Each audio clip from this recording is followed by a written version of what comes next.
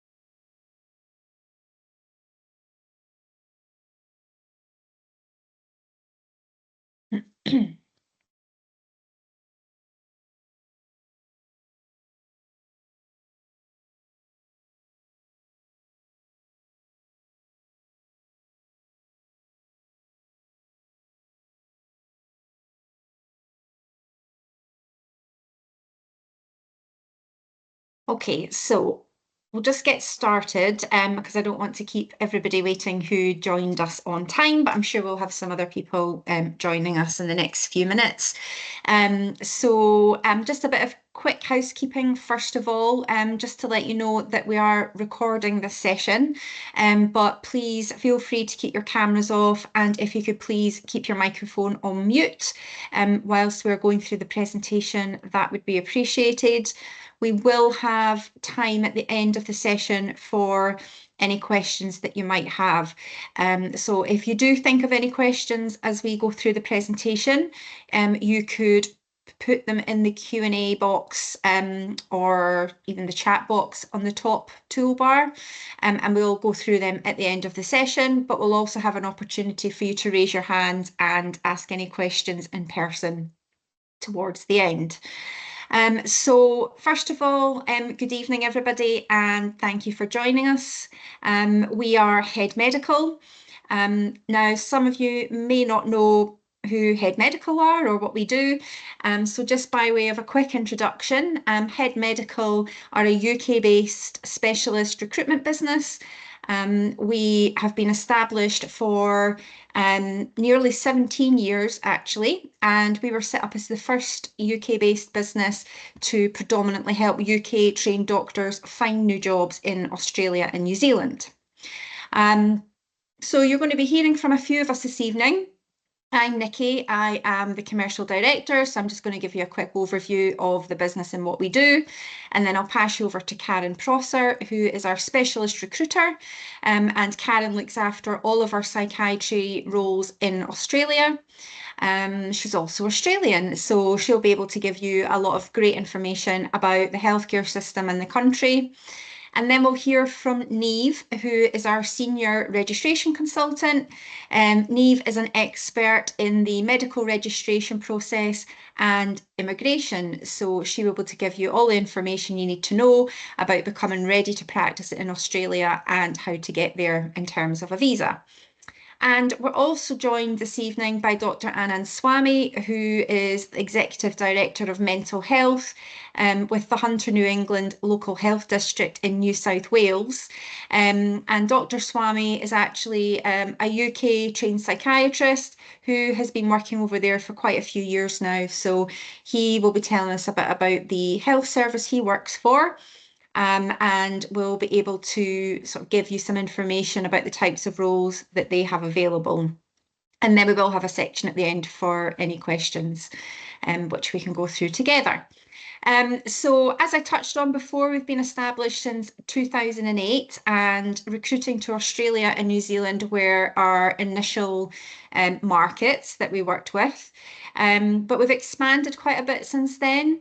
And we also recruit psychiatrists into the Gulf, so countries such as Saudi Arabia, Qatar, the UAE. We recruit into Ireland, and we also recruit into. We've just started recruiting recently into Canada, and we also do some recruitment throughout the UK as well. But this evening's presentation is just purely for Australia, and it's because we've had a bit of an influx in positions throughout the country. So lots of great information to share this evening with you. Because we've been doing this for so long, we have great relationships established with healthcare providers throughout Australia.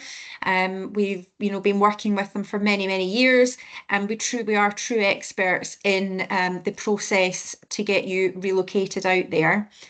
So this is not a sales pitch by any means. It's really just an opportunity for us to share our knowledge and expertise with you so you can make an informed choice as to whether a position in Australia is right for you. We're UK based, which is really important because when you do come to the medical registration and immigration process, it can be quite complex. So it's really handy that we're based in the same time zone as you, just to help guide you through that.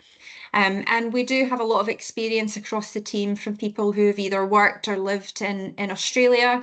As I mentioned, Karen hails from Perth, and many of us have been out there in terms of visiting the health services that we work with and having a look around local areas and things. So we've got a lot of information that we can share with you.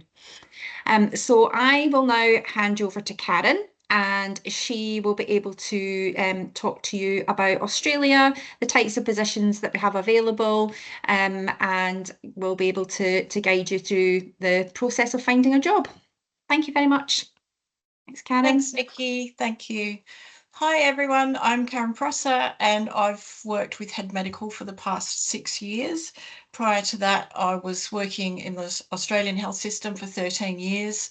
So I've got lots of experience to help you with your job hunting and information about locations. We will be joined by Dr. Swami from Hunter, New England, which is near Newcastle, north of Sydney. And he'll be talking about different opportunities that they have and his experience with living there. Just get this one up. Okay, so Australia has a great work-life balance due to a combination of lifestyle, staffing levels and investment in health services, and that's why there's so many jobs available. There's been a lot of investment in the health services, with new hospitals being built, providing state-of-the-art facilities and a push to establish specialised services out in the regional areas rather than keeping everything in the major cities. There are opportunities for advancement and to be involved in medical education and research if that's where your interests lie. There's weekly dedicated non-clinical time, and the working week is 40 hours per week plus on-call. The on-call will differ depending on the location.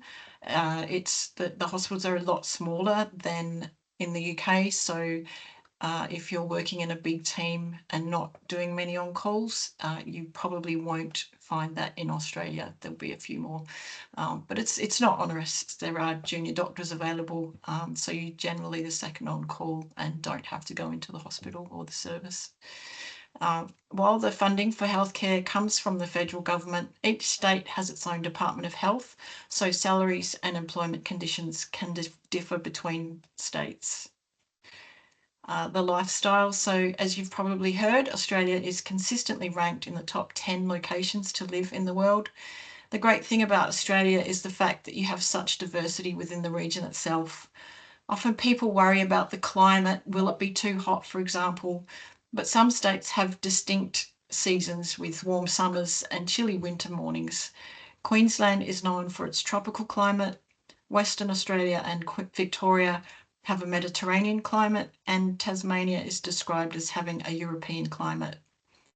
When we're chatting to you and getting to know you, we believe that the motivation and personal interests are important factors for considering where you might want to live and work in Australia. It's a big move and requires commitment to an intricate process, so it's important that you're happy.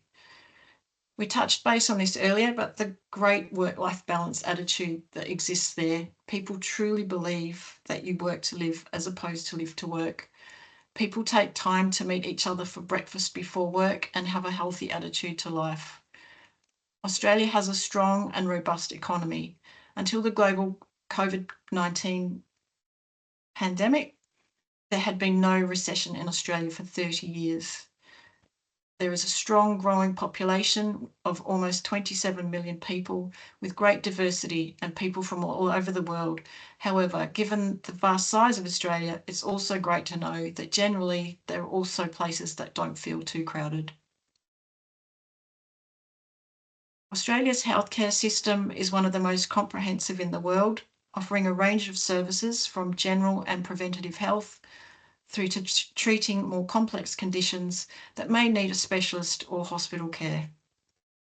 The system has two major parts: the public health system, where you need when you need healthcare, you could assess it through one of two systems or a mix of both.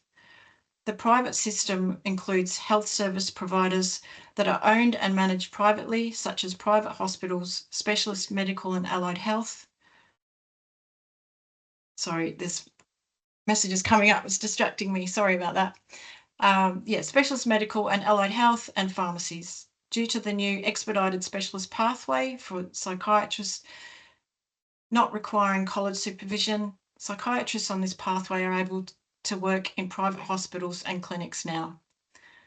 The services you access through the public system are funded by local, state and federal governments, but the services you access through the private system are funded by a combination of government and private entities, such as private health insurance premiums paid by customers and people paying directly for private treatment. Medicare is Australia's universal health insurance scheme. It guarantees all Australians and some overseas visitors access to a wide range of health and hospital services at low or no cost. 2% of taxable income is deducted from your salary as a levy to pay for Medicare. Under the reciprocal healthcare arrangements, UK residents are entitled to limited subsidised health services from Medicare for medically necessary treatment while visiting Australia. The cost of living in Australia varies from state to state and proximity to a major city. You will pay more rent or more to purchase a property if you're living in a major city, but you may pay more for food and fuel if you're living in a regional or rural area due to freight charges. The Numbeo website can be used to compare things such as rent, groceries, fuel, utilities, and restaurants, and that's the Numbeo website just there, but we will be sending it out. Well, we are recording this, so we can send a copy of this recording to you if you want to go back through it again. Schooling. Australia's richly diverse multicultural society has created a similarly rich education system. Today, you'll find non-government or private schools that cater for most faiths and religions, such as Catholic, Anglican and Islam, educational philosophies such as Steiner or Montessori, and even industries like agriculture, as well as a massive network of government or public or state schools. Please note public schools in Australia are free state schools and not private schools like in the UK. Most Australian public schools enrol students according to a catchment zone or district system, similar to the UK. Whilst private schools don't typically have catchment zones, they often have other criteria by which they select which students they'll enrol. This may include waiting lists and preferential feeder primary schools in the case of secondary schools. Religious faith schools may also have a policy of accepting local parish children before considering those from further afield, or may only accept children from families actively involved in the religion or faith. There is a perception that private schools in Australia provide a better education than public schools, but the statistics and many people's personal experience prove otherwise. Any list of the top schools in Australia includes a large number of public schools, many of which outrank private schools. Some hints and tips about moving. Be flexible. Your first choice of location may not be available to you. Be patient. The interview process and offer process can take several months, which is something you may not be used to, but is completely normal for the market in Australia. We will keep you updated at every step of the way. Do your research. It's important to spend time looking at the location where you are being offered a job before you accept a job offer. And try not to panic. The process takes a long time, and we understand that you are moving to the other side of the world. We're here to support you every step of the way. So now some information about opportunities. Where can I work? We regularly get comments from candidates saying that UK doctors can only get jobs in the bush, miles from civilization. So here's a bit of background. A locally qualified candidate must be considered before an international medical graduate. If after a local labour market test, including adverts, etc., they can't recruit a local candidate, they will consider international medical graduates. For this reason, it is rare, but not unheard of, to get roles in the metropolitan areas of the large cities, as they have lots of local candidates. Again, it's down to the specialty, but the majority of candidates we place are in well-appointed regional cities around Australia. The hospitals in the regional areas are of a high standard. Some will be the main base hospital, some may be considered a tertiary referral centre, and some will be a district general hospital. We will also get roles in outlying suburb of cities, perhaps only 30 to 45 minutes from the city centre. Some regional areas may actually only be 45 to 90 minutes drive from Perth, Brisbane, Sydney or Melbourne. We do place people in some very remote places as well, but again, the package will always reflect this in a positive way and the candidate wants to relocate there. However, an employer must have the capability to support an international medical graduate with their college supervision requirements if they need them. What can I earn? Salaries are determined at a state level, but cover all specialties in that state. Again, there is a wide variation, but can be anything from $350,000 for a second-year consultant up to $600,000 plus for a consultant with 9 to 10 years experience. That's the equivalent of £170,000 up to $285,000 plus, depending on the location and experience. This can be made up from the base salary and, depending on the state, other benefits such as attraction and retention allowance, private practice allowance, car allowance, regional allowance, professional development allowance, and on-call payments. Within your role in Australia, you will see private patients who attend public hospitals. As an international medical graduate, you can't bill private patients for a period of up to 10 years due to the Medicare 10-year moratorium. Your salary reflects this component via the private practice allowance, which you receive in lieu of billing private patients. Superannuation is the Australian equivalent of the pension in the UK. Your employer must pay a minimum of 11.5% of your ordinary time earnings into a superannuation fund. The Australians tend to refer to it as super. So if you hear someone talking about super, they're talking about superannuation or pension. You can choose to make further personal contributions, which can also be included in salary packaging. Salary packaging is a great way of restructuring your salary by using pre-tax income to buy a range of everyday items. This is an Australian Tax Office approved way to reduce your tax, lowering your taxable income and increasing your take-home pay. Some of the things you can salary package include mortgage or rental payments, loan repayments, credit card payments, work-related expenses, financial advice, additional superannuation contributions, and health insurance. The benefits available to you are determined by your employer, as each state is different. Who is eligible? Eligibility is determined by the specialty colleges who compare the training of international medical graduates against that of Australian graduates. Each specialty college has their own requirements, but regardless of how senior you are, there will be a period of peer supervision when you start work. This supervision for psychiatrists under the original specialist pathway is 12 months. The hospital must prove to the college that they can provide peer supervision from someone who is a fellow of the college and all the necessary support and safeguards are in place. For example, you're not working in isolation, there is dedicated non-clinical time, and the role is suitably broad in scope. Following the satisfactory completion of this supervision, you can then apply for fellowship of the college. This is not the case if you are on the expedited specialist pathway, and Neve will go into more detail about this in her presentation. The Royal Australian New Zealand College of Psychiatrists Specialist Assessment Process can now be started prior to a job offer. This is a recent development, bringing RANSP's assessment process into line with other colleges in Australia. We would encourage you to start the college assessment process if you are seeking fellowship or not eligible for the new accelerated pathway, as it shows employers you are serious about moving to Australia. The length of a recruitment process with an employer is subjective to a service, but generally it can range between 3 to 5 months from the time we submit an application to you receiving a job offer. Some employers will require you to write a statement addressing selection criteria, and we can guide you with how to do this.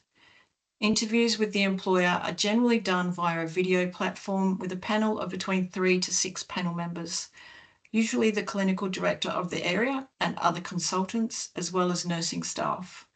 The interviews are generally very formal, and the questions will be based on the selection criteria in the job description that I will provide you with prior to the interview. We also send guidance about what to expect. Once you accept an offer of employment, a timeline of 6 to 12 months is realistic, depending on your choice of pathway and your commitment. You will be introduced to our colleagues in the registrations team, who will help you through all the steps for college assessment, medical registration, and visas.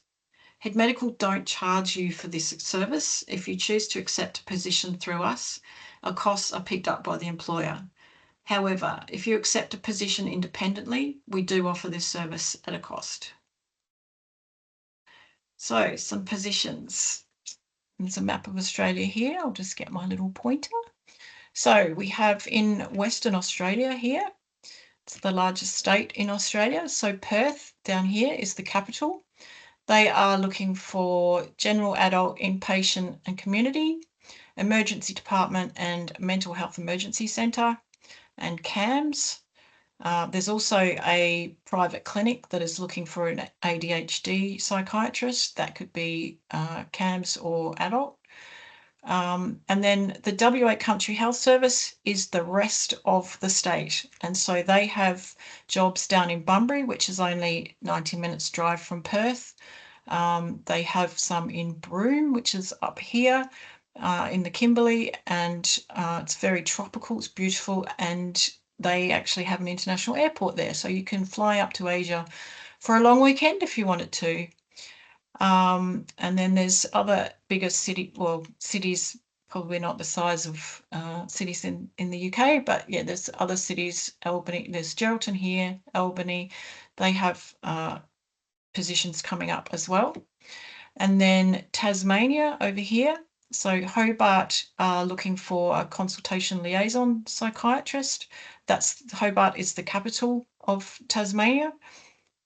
I'll just move my notes so I can see more. So in Sydney, we have we're working with Western Sydney. So they have roles in child and adolescent, perinatal, old age, that's inpatient and community, consultation liaison, psychiatry emergency care centre, and adult, inpatient and community. Then we have Newcastle, which is just north of Sydney, which is where Dr. Swami is based. He is looking for some general adult psychiatrists in inpatient and community settings, but they will have other opportunities coming up in old age, CAMS, rehab and forensics, but he'll talk more about that when he joins us. And then we've got Queensland, which is up here. This is Queensland. So we've got Brisbane just on the coast here. Just below Brisbane, you have Gold Coast. They're looking for a child and youth psychiatrist. Just above Brisbane is the Sunshine Coast. They're looking for inpatient and community adult psychiatrists. And then just above there, we've got Hervey Bay on the coast. They're looking for a general adult psychiatrist. Rockhampton is looking for addiction, forensics, or consultation liaison. And then up here, we've got Townsville. They're looking for an adult, general adult in rural services. They're also looking for rehabilitation with some forensic interest. And then further up here, we've got Cairns, which is a very popular place. It's beautiful. They're looking for general adult, child and youth, rural and remote addictions, or perinatal. So that's all of the positions that I'm working on at the moment. But of course, I could get more coming in tomorrow. You just never know. So we can send out the job alerts if you're registered with us in our database, which most of you are.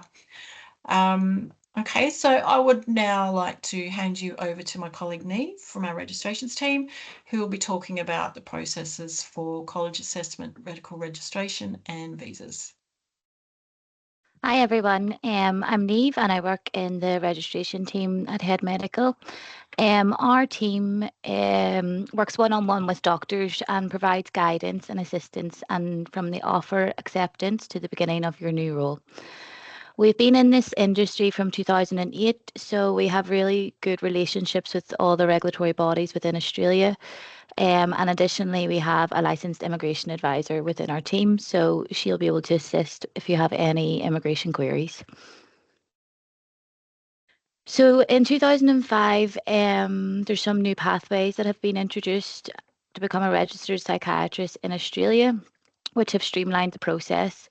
The Royal Australian and New Zealand College, RANSCIP, is the equivalent to the Royal College in the United Kingdom, and this pathway is towards the fellowship in Australia. The Australian Health Practitioner Regulation Authority, more commonly known as APRA, have also introduced a pathway which bypasses the college. Prior to commencing on either of these pathways, a doctor must submit their primary medical degree and specialist qualifications to EPIC and the Australian Medical Council to be verified online. And additionally, as Karen advised, all internationally trained doctors will go through a period of supervision. So this is an overview of the RANSCIP process. As you can see, first you've got EPIC and AMC, so that's submitting your qualifications to be verified online. Then you have the application to the college, which EPIC and AMC can actually run in the background while you're applying to the college. And then once you have your college outcome, you would apply for provisional registration with APRA. And then once you have your APRA outcome, you apply for your visa. And then once you have your visa, you can begin working in Australia. So just to go into a little bit more detail, prior to December 2024, the normal pathway was the only available pathway to internationally trained psychiatrists. This application assesses your qualification and experience and compares it to the Australian trained psychiatrist. You must provide the college with detailed information on your accredited specialist training, examinations, and experience as a consultant. The college will complete a paper-based assessment and will invite you for an interview prior to providing your eligibility outcome. Interviews are held on a monthly basis with the panel and are generally quite informal. It is estimated that the college process takes approximately 18 weeks. If you are found partially comparable, you will undergo 2 years of additional training and have to sit an exam. And additionally, I would like to highlight that there's also an option for area of need applications. So if you don't meet the normal criteria for the normal pathway, for example, if you didn't obtain your qualification in the UK, Ireland, Canada, or the US, and you didn't complete PLAB before coming to the UK, the area of need is a workforce distribution classification mechanism administered by each state's government Department of Health. It identifies locations experiencing workforce shortages and provides temporary assistance to health services for recruiting international medical graduates. The health service can apply for a specific position in which the provision of a particular service is inadequate for the need. The purpose of this is to give the employer the option of filling the position with an international medical graduate, and these positions are not all in regional or rural areas. So in addition, this year, the college have introduced the accelerated pathway, which is more cost effective and takes around 9 weeks. It enables an internationally trained doctor with the approved criteria to commence on the fellowship programme without such a detailed assessment, and the information that they request is minimal and it eliminates the interview. So whichever pathway you choose to go on the college, whenever you get your outcome, it will include the recommended level of supervision required within your first 12 months of Australia. This information is shared with APRA, and when you apply for your provisional registration with APRA, your prospective employer will appoint a supervisor who will guide you within the first 12 months. Supervision will entail things such as case-based discussions and 360 feedback reports, and both you and your supervisor will have to submit documents to college and APRA at least every 3 months. The eligibility assessment from the college is valid for 1 year. Therefore, you must be onshore and working as soon as feasible. A doctor will be entered into a cohort, which is their placement to working towards fellowship. There are 3 intakes a year for the substantially comparable placement cohort, and a minimum of 3 months orientation is required before commencing to ensure that the doctor is familiar with the Australian healthcare system. So that means if the cohort begins in September, you have to be onshore and working in Australia from June. So this is the APRA expedited pathway. So as you can see, basically all the steps are exactly the same. It just eliminates the college. So APRA have introduced this pathway, which eliminates the college and allows doctors to work as a specialist from their arrival in Australia. APRA have approved CCT qualifications received after 2007, and you must provide them with confirmation of your accredited training posts from the GMC. The pathway is more streamlined and cost effective, however, it does not lead to fellowship. Not having fellowship has no effect on your daily practicing life as a psychiatrist, and once you're onshore, you can work towards obtaining fellowship. Therefore, a lot of doctors are opting for this new, faster pathway. APRA are currently undergoing delays as they've introduced the expedited pathway, and they've not also shifted to a new online system. So some applications are taking longer, but we see this coming back to normal within a couple of months. So whenever you commence on the expedited pathway, you will have a registration with conditions. These conditions outline your supervision requirements, and like the college, both doctor and supervisor must submit reports to APRA. Supervision is set at 6 months, and it ensures that international doctors understand the Australian healthcare system, cultural safety and local practices so that they can practice independently once the supervision period has ended. So after that 6 months period, your conditions will be removed and you can practice as an independent specialist.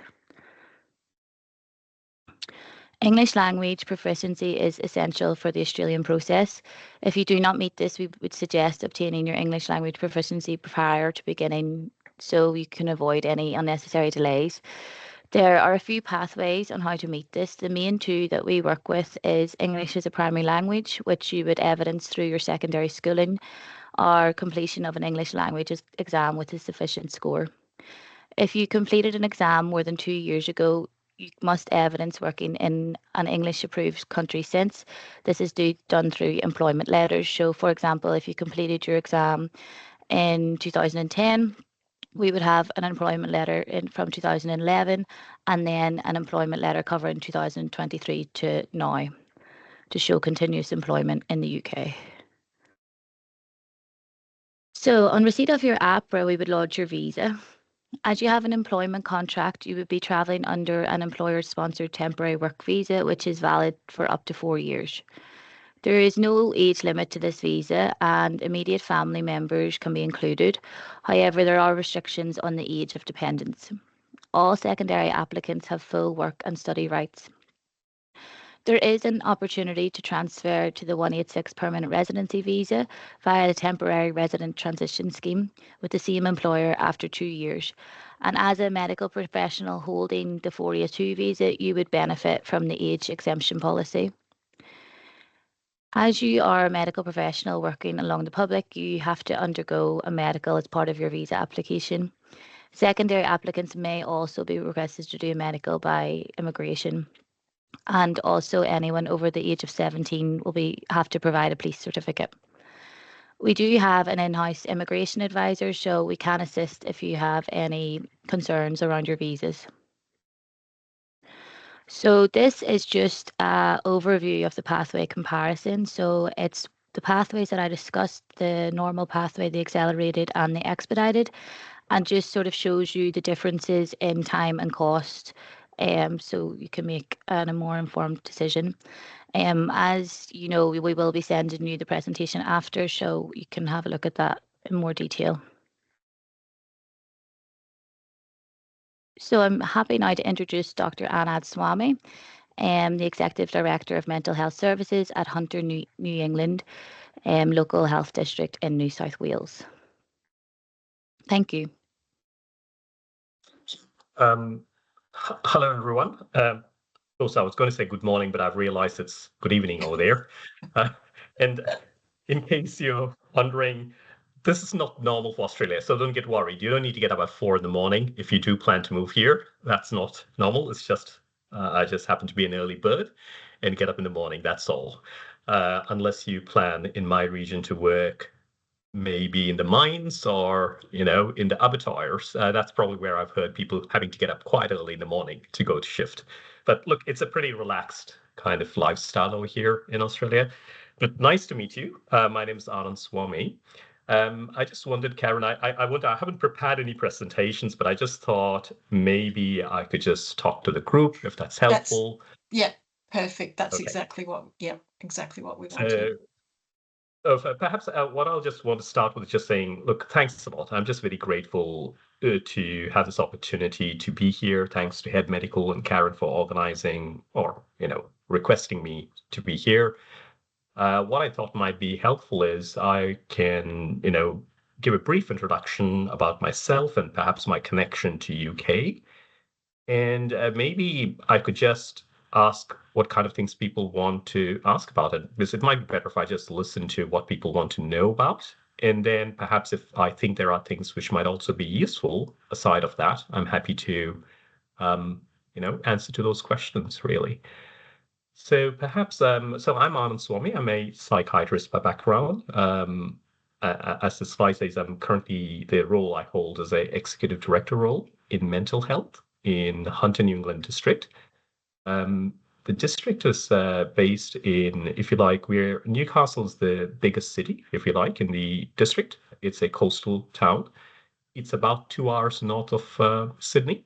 That's probably the easiest way to put it in context. So it's the second largest city north of Sydney in New South Wales.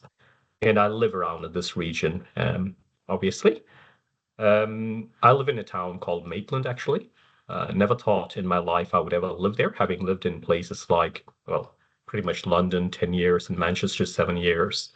But I remember arriving here and thinking, oh, do I want to live here? But within a year, I just bought a house here. It just grows on you. It's just beautiful, really. So my intention was to settle in Newcastle, but I can't see myself moving there. I work there most of the time, but it's about a 20-minute drive for me. Anyway, so in terms of where I'm based, it's a district called Hunter, New England Local Health District. It covers a lot of LGAs, like local government authorities, more than 30 local government authorities. The district size is around 130,000 square kilometers. Now, to put it in context, that's the size of England. And I remember a very funny thing when I was being interviewed, I was told I'd be on call for England, because you kind of cover the whole district when you're on call for psychiatry. But actually, when you think about population size for this kind of size, geography, which is phenomenal, just a district, I'm speaking about a district here, though we are we are the largest when it comes to it in terms of metropolitan, regional, rural, and remote. We cover all those regions in our district. The population is close to about 1 million, though. So it kind of gives you context. That's not you can imagine the population of England and now compare it to the size of the district and the population. And obviously, most of the population tends to live around the coastal major cities. Then it's spread out across the whole district. So it's just unimaginable. For me, it was unimaginable coming here to think about, gosh, how widespread it is and how we managed to connect services across anyway. It's been an interesting journey. And in the district here, we have within mental health, it is privileged in that mental health, the way it's structured here in New South Wales, generally, certainly in this district, mental health has a specific governance. So it's like the old UK structures where they used to have acute trusts, where mental health will sit as a part of the trust. But nowadays, mental health sits as a, separate foundational trusts in UK. Here, it's still in that older model, if you like. It's a single kind of organization across the whole district, the health district. And we have a chief executive officer in our district. It's Tracy Kosker. So they cover everything in the district, all health services in the district. Mental health is a part of it. Where mental health is privileged is because we are the only specialty which directly report to the CE. So we have our own governance structure. We cover the whole district. So for example, to give an example, Newcastle is the biggest hub. We have a very big tertiary hospital there called John Hunter Hospital. If I took pediatrics, you'll notice that they don't cover pediatrics across the whole district. They cover the John Hunter Hospital, which is the biggest hub. It's all hospital-based for other specialities, if you like. But for mental health, it covers the whole district. That's unique in a way because it gives us better control over how we manage the workforce and how we manage the service as well, which is great. And it's great for doctors working in the service because we've got a very coherent support system, if you like. And my role reports to the CE directly.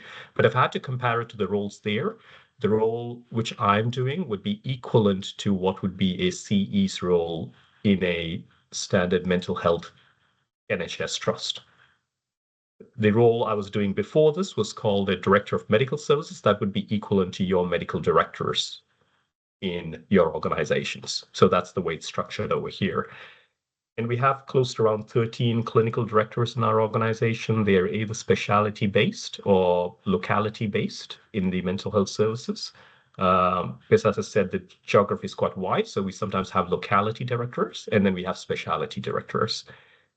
And we have close to about, I would say around close to around 50 psychiatrists in the organization. We have about close to around 80 to 90 odd registrars in psychiatry and also including the interns as well. We have a similar system of foundation year 1 and 2 kind of trainees. We've got close to about 20 of them, and the rest of them are all psychiatry registrars. We have a few CMO positions. CMOs are equivalent to, if you like, I don't know what they call them nowadays, SAS grades, associate specialist grades. We probably have a few of them. And in terms of the mental health workforce in this district, we're around 1,700 staff, which is around 10% of the district workforce. The district workforce is about 16,000 staff in health over here. So that's just a broad overview. And in terms of mental health, we have probably around, I would say, 328 beds across the district, spread right across the district. We have 2 big hospitals, which are 100 bedded each, and then the rest of them are spread across the district in different regions, basically. Yeah, that's in a nutshell. And in terms of specialties, we have the same wide range of specialties over here, general adult, old age, child and adolescent, CL, neuropsychiatry, whole range of usual services over here. So that's my role here in the district and context. So I live here. I moved here in 2016. No, it's 2015, December 2015. So I've been here about 8-9 years now. I haven't moved around here. I've moved here and just stayed here and have no plans to move. So I've known only this particular region. I do have connections to other regions as well through contacts.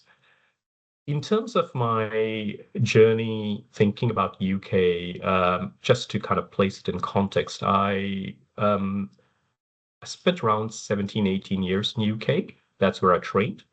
In those days, it was known as the Royal London and St Bartholomew's rotation. Nowadays, it's the East London NHS Foundation Trust, I believe.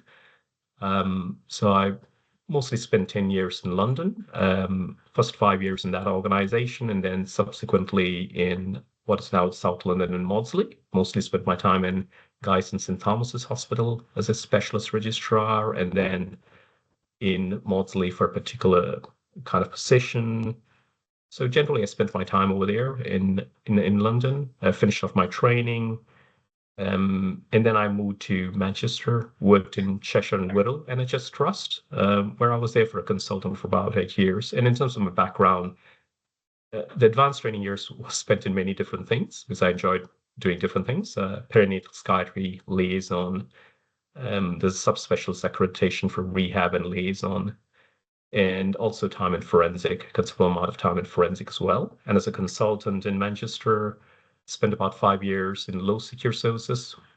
Bulk of the work was rehab, but through the forensic pathway as well, from medium and high secure placements. And then moved back to acute inpatient home treatment kind of team in Cheshire, in the same organization, worked there for a few years before I landed over here. And here I've worked as a general adult psychiatrist in Hunter region in Maitland for 4 years or so. And then I picked up the Director of Medical Services position, which is equivalent to a medical director position in UK, for a few years. And then over the last year and a half, I've been in this particular role called the Executive Director role, which is basically responsible for all mental health services strategy, development, delivery of services across the region here in this particular district. The role is connected to the Ministry of Health in terms of reporting as well. So that's me in a nutshell, really, and my journey from England. And that's really helpful. Thank you so much. That's really, really helpful. And it's nice to know that once you leave London, because I'm the same. I moved to Edinburgh from London, and everyone's like, "How can you do it after living in London?" But there is other there's other things to do. We have a question, so I think we'll go to the Q&A section now. We have a question for you, Dr. Swami. It's how is the morale amongst psychiatrists in New South Wales now? It seemed very low recently. Is it true that 80 psychiatrists retired en masse in protest in the last couple of years? It seems salary significantly low and conditions worse in other regions. I remember you saying that your district wasn't really affected by the problems that were being faced in other areas in New South Wales. Is that correct? Broadly, we've been very lucky in that process. We did have a few resignations. Look, this is very weird because when people ask the question, and I honestly, it's going to be very hard for me to answer it. I'll be honest and answer it. I will. But it's weird in the sense that I worry that you might think I'm playing it down, because actually, I just think it's very hard to compare it when you're thinking from a UK perspective. It's one of the things we often work out when we're in UK, and certainly that was my experience at least, is you're trying to compare it and then work out, is it more, is it less? What I can categorically tell you, if you're just thinking from a financial perspective, there are two parts to it, I would say. And I'll answer the question in a minute. From a financial perspective, it is comparing apples to oranges, I feel, when you start converting the salaries and thinking about it, because there's so many different factors which come into play. So, for example, like for like, if you look at it that way, there's no doubt whatsoever that the salary is significantly higher compared to UK. But having said that, if you decided you're going to live in inner Sydney and the cost of living, clearly you're going to have to account for that as well. Okay? It's as simple as that. You need to think about it a bit more carefully. Now, that doesn't mean you can't earn more there equally, because what would happen is, I would imagine the vast majority of people in Sydney, for example, would be doing public and private work. And here, public and private, and I used to feel, I don't know whether it's changed in UK now, I used to feel in UK, there's a sense of people frowning upon, if you like, if you did private. Or there were people who did private, but I wouldn't say people frowned upon, but it didn't feel as easy as to do both. Here, it is pretty common that people do both. They do part-time public and part-time private. In Hunter, New England, I think it's again unusual that we do have a lot of people in the group who are just exclusively public. We do have a proportion of them who are public and private as well. Our resignation numbers was much lower. In fact, I've been worried that if it impacted us, we would be the most impacted group, because we do have a very large number of staff specialists, which are the regular kind of staff specialist grades. There is a position called VMOs, which are visiting medical officers. They are psychiatrists as well. But in our district, there are people who fly in and fly out from Sydney, but that's typically to the rural parts where you tend to have very few staff specialists, because you often don't have people living there, though that's changing. For us, it's changing in the New England region of us. It's changing. We've got about 4 or 5 advanced trainees there who live and are grown locally. So it's going to change the landscape there as well for us. Now, in terms of the question around salaries, generally, that's often something, and I remember getting jobs in 3 or 4 places at the same time, around the same time when I applied a number of years ago. Sunshine Coast, Townsville, those are an interview which came up and I didn't attend it. It was in Perth. And then we had here in New South Wales, there were 2 other places. And I knew very well that there was a massive salary difference between here and the other states. And I didn't go for the other states where I got the first job offers. And they were very good places, actually. For me personally, from what I've heard, what I heard from people, I was convinced anyway that no, the salary shouldn't be an issue. I have 2 kids. They've all gone to private schools, for example. I'm just trying to explain it the easiest way possible for you to understand that, it's not a big deal. It's my feeling. That's my personal value. I agree. That's my personal value. But yeah, comfortable house, investment, So I don't think financially it worried me in any way. I think for me, it was the support which the organization provided. They were honest, direct. It is a very supportive place. And, it was just felt right. So I just moved. And I've never seen the need to move after that, which I hope says something about it. And I've had opportunities here to practice privately. I haven't.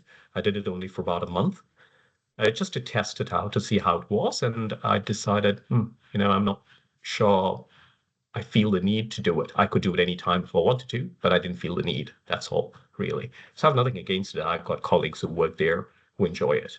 So in terms of the question more directly now around the loss of psychiatrists, NSW is going through this unusual time. And I would say it's because of a whole range of factors. One, there are chronic shortages, which people have been worried about. And we are unusual, again, in Hunter, New England, that we now have some shortages which almost matches to the state. But that's happened only over the last 2 years. Whereas what you would see in Sydney and other places where the major resignations are, they will speak about 80 odd people. It's not as much as 80. I think you hear a lot of things in the media. It's not as much as 80. The numbers ended up being quite lower. I think it is still substantial, but lower in Sydney. To give you an example, one of the things which people complained about here, I'm just giving an example, complained here about a lot was the on-calls, the volume being high. You don't have to go in, it's just on the telephone. And we have set up a state service here. We've been asked to set up state service to offer on-calls, if you like, through some locums, which we have. Ironically, uptake for that is very low. Despite people saying we need people, actually, this other districts in the state haven't taken that up. They're still saying, oh, we are managing. So it's very weird. We're in a very weird time where it's going through transformation as a result of that. So yes, the simple answer is where there are a lot of psychiatrists who resign, yes, but not as much as what was reported in the media or the public. But there are still significant numbers. It's largely related to people in Sydney. In our district, thankfully, gratefully, I'm grateful that I still have colleagues who believe in the system, stay in the system. There has been some enhancement in remunerations as well, including some pay increase. Because the pay increase, just if people really want to know, I'm sure you can find online anyway, was around 30%, which I will very much doubt the government will give. But what they did is they had proposed something close to 13% on a graded basis over 3 years, and there's a 10% on top of that. So it's a total of about 23 odd percent they've added to it, really. But, people are holding positions, let me put it that way, as a part of the negotiations, I think. So in that sense, it's a weird time for New South Wales.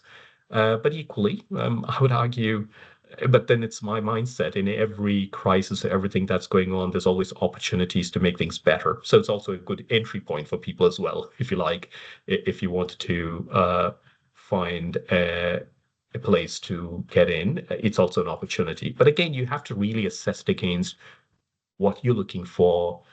Is it just about finances, or is it actually about lifestyle? It's about, it's a whole range of factors you might have to take into account when you're making those decisions.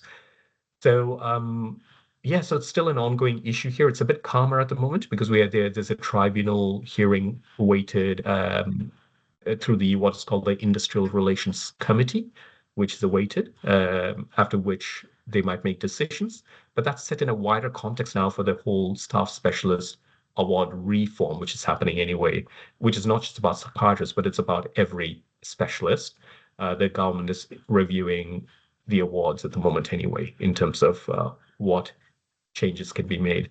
So it's a bigger kind of thing than just psychiatry to that extent, really. But look, if anyone wants to ask more about it, can, but I don't know that you want to spend all your time on it, but more than happy to speak to it. But yeah, that's about that, yeah. Thank you. Thank you very much. That was very informative. So we've got a few little questions here that I'll go through.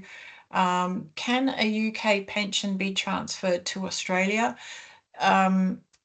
It used to be, but I think the government's got involved. There are companies that you can speak to about that, and so we can put you in touch with companies if anybody wants more information. I guess that's probably something that you went through as well, Dr. Swami, but it's probably, that's a while ago, 2016. So. Yeah, it's tighter, and it's interesting because I missed that window. I believe there was some changes around 2017. I didn't think about it, so my pension fund is still caught up over there, and that's okay. So yes, the rules used to be easier. I believe around 2016 it was perhaps a bit more easier. Something might have changed around 2017, I think, because when I looked at it, it was around 2017 and 18, and then when I was making inquiries, they had tightened the processes in UK. But having said that, as Karen, you just mentioned, there are specific mechanisms which can allow the ability to transfer funds if you need to. That's correct. Yeah, there's pension transfer companies that specialize in that, so we could put anybody in touch with one of them. I know a couple of companies that we can help with. Another question, ARPA expedited pathway doesn't lead to fellowship. Why is that? That's because the college isn't involved in the process. So with the original process, you have to provide basically a 40-page application form and every piece of paper that you've ever gathered throughout your career. So it's the equivalent of doing a fellowship exam. And so because that's bypassed, they can't assess what your qualifications are. You're basically just going at for registration, and so that's why it doesn't lead to fellowship. But they do have this new accelerated pathway for people that want to look at doing that, I think. So that's something. And you can get fellowship onshore. Sorry to interrupt you there, Karen, yes, but yes. It's not that you can never get fellowship. It's more that you can go out on a simplified pathway, and then begin working and then see if fellowship is something that you'd be interested in. And add to that, just from a lived experience perspective, I actually think it's a wonderful thing which they've done. I wouldn't worry about that at all. I think it just makes life more easier to get in here. It isn't going to stop you at all in terms of getting the fellowship either. Please remember that. It's just the easiest way to get in, is my view. Just to put it in context, typically when I did it from UK, from the point of being offered a job, attending an interview, hearing the outcome, from that point to the point of entry, landing here. And I'm someone who was quite proactive, still think proactive to an extent. It took me a year. It's just draining sometimes. And I honestly feel, knowing how the UK system works, the training there it is my view very firmly that the UK training system is, it's more robust. If you think about it, it's about a total of 6 years minimum. If you think about it, here it's 5 years, right? And many of the things they do here are mapped out to the UK system. To having to put people through that pathway and as Karen said, the 40-page form, gosh, that was a killer. It took many months to fill in, and you have to figure out what in the whole world do they want, and you have to go back in your training records, try and answer it so that what you're effectively trying to explain to them is what the training was like for you over there and showing that it's comparable to the training here. So there's a little bit of understanding how the training works here to then map out the responses in that particular way and then add in the components from the consultant part as well, if you like.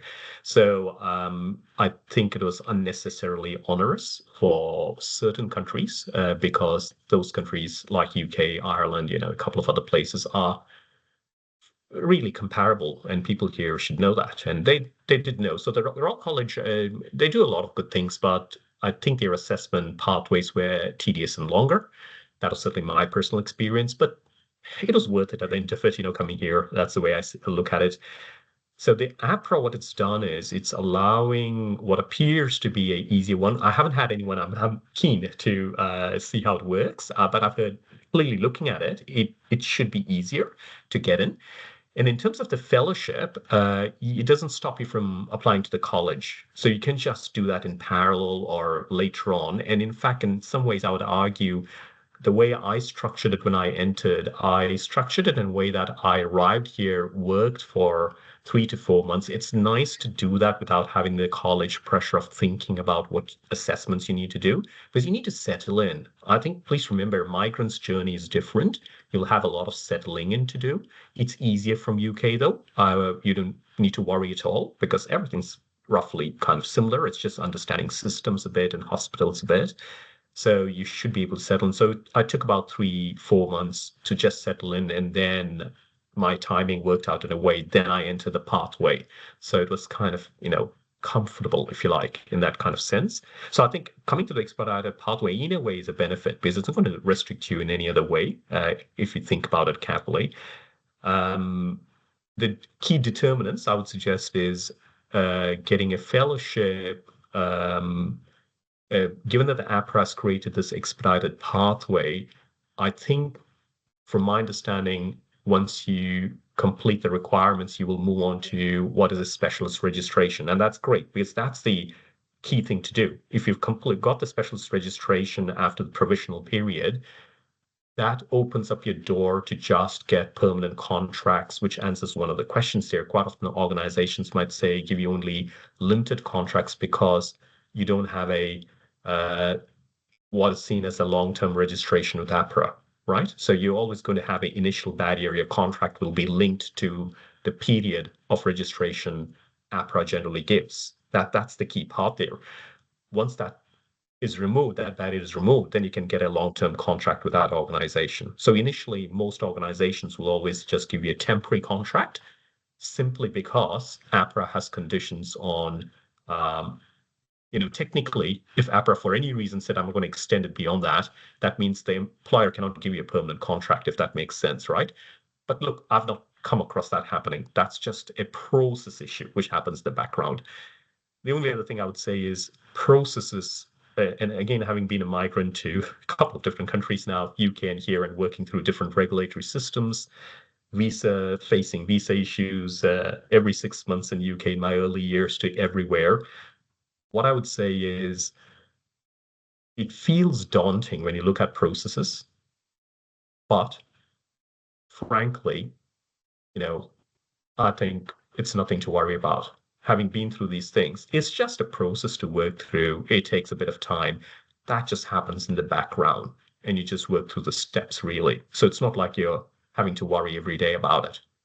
You could worry if you wanted to, but there's no point in worrying about it. It just works out well. Everything works out well in terms of these processes, is my view.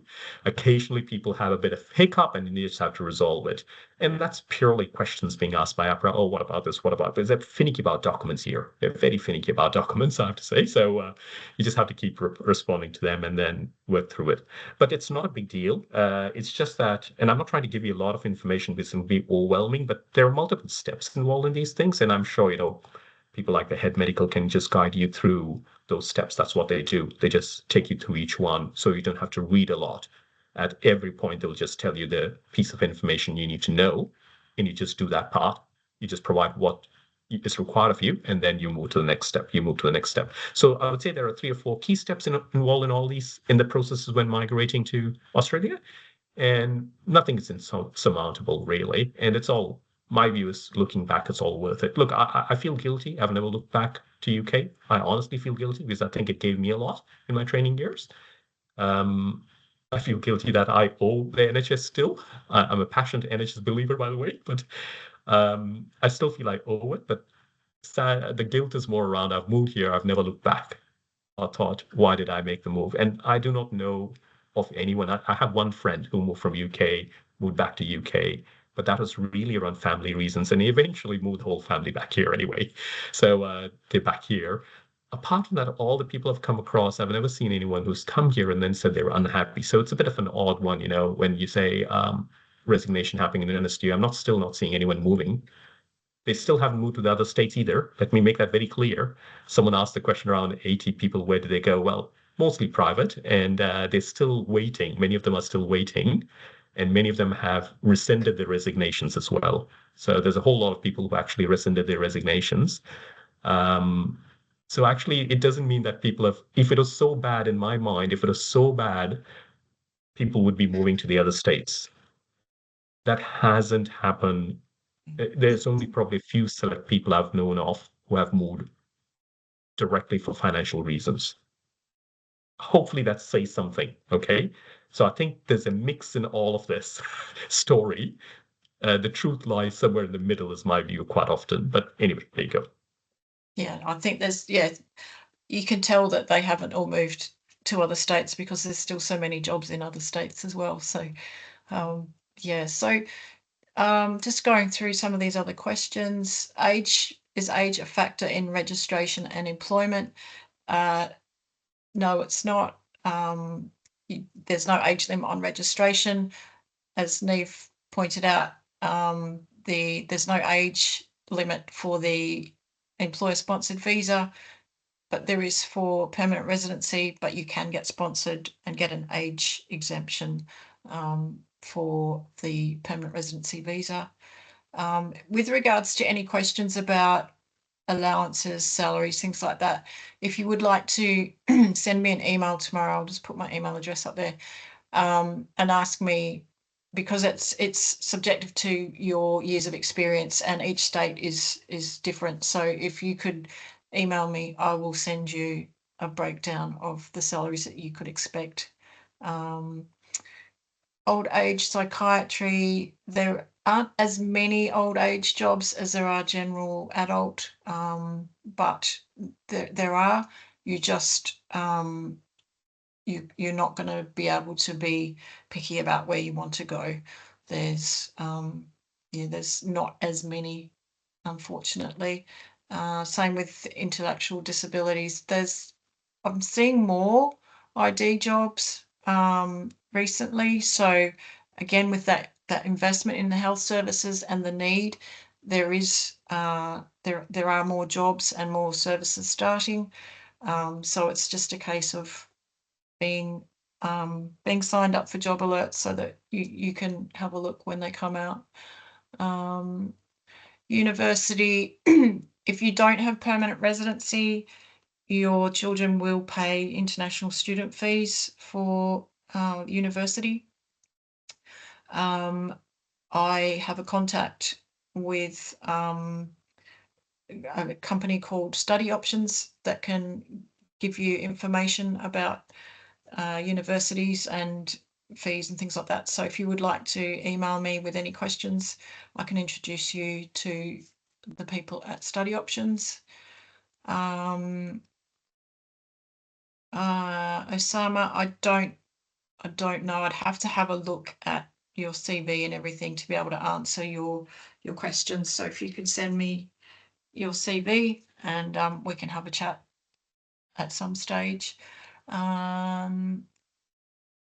important is fellowship in Australia, as in subsequent years trying to get a different job? What is the difference between the fellowship in the UK and Australia? Dr. Swami, are you able to shed some light on that? Yeah, sure. Look, I would imagine, given that the APRA, it's worth remembering APRA is a national body here.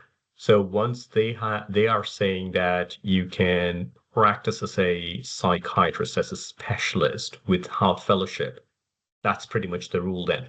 So I would imagine there shouldn't be any restriction whatsoever for you to be moving between places or other states or whatever it is, if that's the question you're specifically focusing on. That shouldn't be a barrier at all in terms of getting a job anywhere, quite frankly. And then if I look at the workforce here, there's some people from the systems well before who, when you go to APRA, you will not even see the specialist certificate attached to it, but they would have been working as a specialist. Okay. So I think the short answer to that is I do not anticipate that being an issue. Now, I can imagine if someone said, you want to make the system very competitive, is that something which now I'm going to think about it as an employer? To me, that wouldn't matter at all, quite frankly, because this is not like trying to get into a surgical kind of registrar training where they end up having to do things to get their CV a bit more competitive, like a PhD. Do you know what I mean? So it's like I don't see that. That's not what we'd be looking at. It'd be simply, do they have the right to practice as a specialist? That's the first question I'd be asking. Are there likely to be any APRA kind of issues here? No. Well, actually, what's your experience? What am I looking for? That's pretty much it, frankly. So I don't see that as a barrier in a way. What is the difference between the fellowship in the UK and RC? Quite frankly, I see nothing different. That's just my view. Okay, I don't think there's any differences there really. What I do not know, because I've tried to explore that, is if someone had a fellowship in UK, whether when they apply to the college here, the college is likely to take a more kind of lenient view and not put them through the whole pathway. Typically, let me put it this way, if you got your CCT, and then I think they've spoken to it over here online, the slides I noticed had, what you require, your CCT, etc. As long as you have that, I've not known, and you've filled in the form correctly, if we're going through the college process, I've not known anyone to come out as partially comparable. They will be substantially comparable. Anyone who comes from UK has to. Otherwise, frankly, there's something wrong. Okay? It shouldn't happen, really. So if you've met the criteria for that, you will be assessed as it. And that's the reason why APRA has done this. Please remember, the expedited pathway is only for certain countries. And UK is one of them. It's UK and Ireland, effectively. So it shows that they've acknowledged that the system in UK is comparable. That's why it's been allowed through the expedited pathway without having to go through a Royal College. It's the reason why that was done is the Royal Colleges here, every Royal College for that matter, is a bit of a beast. They are big organizations. They move very slowly. They don't charge a adapt lot of easily. money. And charge you a lot of money.